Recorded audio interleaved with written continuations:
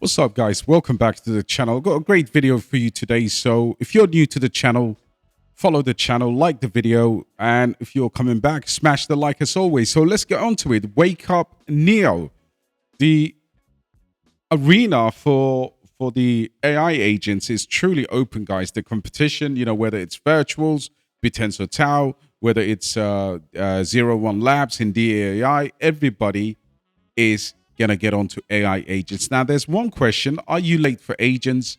And absolutely not. After a small correction today, virtuals has come back solid, and you still have a bit of a correction for AI agents, but that's because they've been running straight for a good month now. So you do expect a little bit of retracement. It's perhaps a good time to look at, just sit back, relax, and look at the opportunities. What can you get in? Do not buy what's pumping, right? You'll always try to buy what's in the red. But the question is this sector going to go away? The answer to that question is absolutely not. Number two, are we able to take good advantage of new plays? And I'm going to show you that. Of course, the basedai creatures can't stop coding. This is crazy. This is insane. And again, 26 minutes ago, project created. This is crazy. And this is all actually built in autonomously. The team are not coding anything anymore. So this is happening as we speak. And I want to explore that. I want to give you some good opportunities in terms of what I think is going to happen. In particular, to a few projects I'm going to give you. One is D King.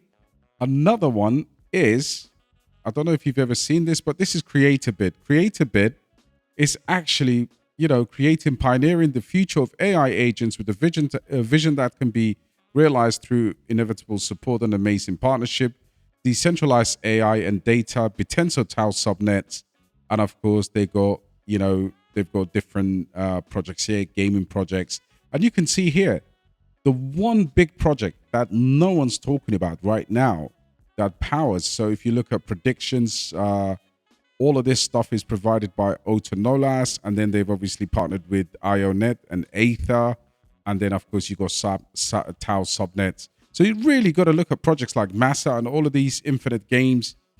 There's a ton of stuff going on, guys. But let's talk about the first one I want to talk about here, which is Autonolas. Now, OLAS token has not taken off at all. And again, this is infrastructure enabling everyone to own a share of their AI. This actually powers the likes of Virtual Protocol, right? Very, very big.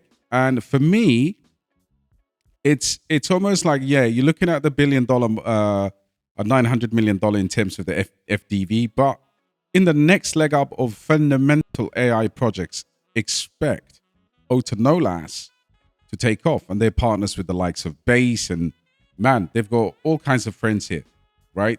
So this could be one really, really cool play that you can get your teeth into. The next one is a project by the name of a SIM token. Now, we talked about this in my live, and most people don't actually know what this thing is. It's gonna trend sideways for now. It could even go down, but expect this on Base and on Solana to actually go really hard, because this is powered by another project which I want to talk about called Imperial or EMP. Okay, EMP tweeted about this yesterday. This is at 20. What was it when I posted this? What is this now? $21 million market cap is what this project is.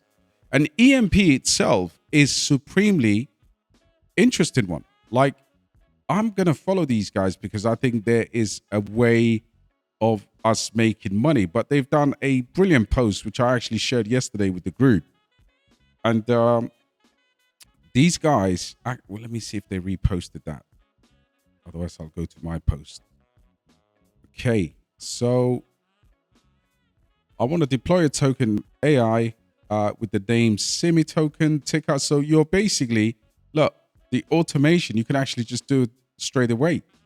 Okay, you can do it straight away. But I do find this fascinating. And I think if you look at EMP, for example, let's go to EMP. which I'm also supremely interested in. I think I did post about EMP yesterday. But EMP is an interesting one for us to watch because of the SDK kit. Now, this is when DeFi comes into the narrative. But let's have a look at this. So, Simulacrum, create and deploy AI agents from X with. This is insane. This is absolutely crazy, guys. And look, and this is obviously a real good partnership. And where a single post or a DM, you will soon be able to create no-code AI agents that trade crypto, seize market opportunities, execute complex tasks. So basically, these aren't your typical trading bots. Simi's AI agents use advanced language models to interpret your commands and unique witness. Guys, this is insane, right? This is insane. So if we're looking at the context, here's what I would do, okay? Because you came here for the alpha. So we know that there are a few leaders in terms of the entire space. But this is what I would do. I would look at Sim, right? In terms of our watch list, I would look at D-King on Bitensa Tau, right? D-King, I think, is gonna do really well. 700K liquidity locked, $18 million market cap. It's small enough on base. And the next one I would keep very good eyes on because this has run exceptionally well. But you don't want to get to the stuff that's $500 million, guys. This is $33 million. And of course, it's having a nice little cool off, but it's been pumping non-stop since it came out. So you can see the chart looks absolutely beautiful. And this is one by the name of Aeon. And this is on base as well. So base place is going to be quite important. I think you should be able to take a very good look at these. So this is obviously, this came out of Creator Bid. Okay, the Agenic Machine Aeon at Creator Bid. And of course, this is now you're looking at Creator Bid as the, Bitensa Tao's, Tao's governance up on, is up on us, a gateway to the fifth industrial revolution. This is really big. I think, listen, Creator Bid is going to be big. I'll talk about that as well because they have a token. So number 2 is Aeon. Of course, number 3 is Bid. Okay, Bid. Let me just reset this thing. Like at the moment, I don't even think I've got the right one, but I will get the right one for you guys. Creator Bid, the Bid token. Just remove this one. Let's have a look at Bid, guys. Which one do we have? Let's remove this one. So Creator Bid, 30 million. Yeah, it should be this one. Creator Bid, 33 million. But this is one to keep your eyes and ears locked onto, guys, because this is Tau. We're talking about Bitensa Tau, guys. And then you go on to the next one. I would say probably Convo. I think in terms of virtual, you got to look at undervalued, projects. I think for me, Convo is, and let's go to the daily. Let's go to the daily. There we go. Beautiful correction, guys. That's what you want, right? Keep your eyes and ears because I think this is now officially, look, a Convo is going to catch a bid. $48 million now. But I do love that correction. And you can see people buying into it as we speak. The next one will be Elisa. I think Elisa at $125 million.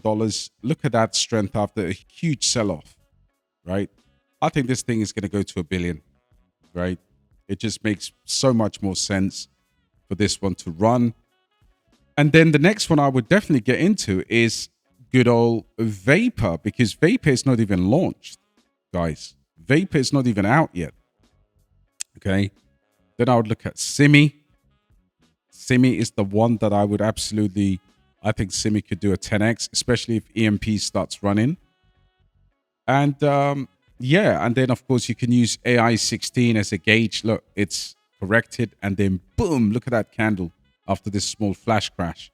And virtual as the two industry leaders that you could always take a reference to. So that's the AI agents. And in my opinion, I think looking at Bitensa Tau right now, looking at these additional infinite games, subnet 6, the space is just about to warm up, guys. Space is just about to warm up. So create a bit is definitely a gateway into these AI agents, especially on the Bitensa Tau ecosystem, guys. It's going to be insane. So that's one narrative that I think you should all sit back, relax, find the projects in the narrative that are undervalued, and don't be exit liquidity for the bigger projects. Now, guys, something else I want to talk about. So the next thing I want to talk about is mintlayer. So Carl Chasse is obviously supporting mintlayer. It's very good to see this. BTC L2 unlocking, very good. I want to see more of that. I think that's going to be very good news for the community.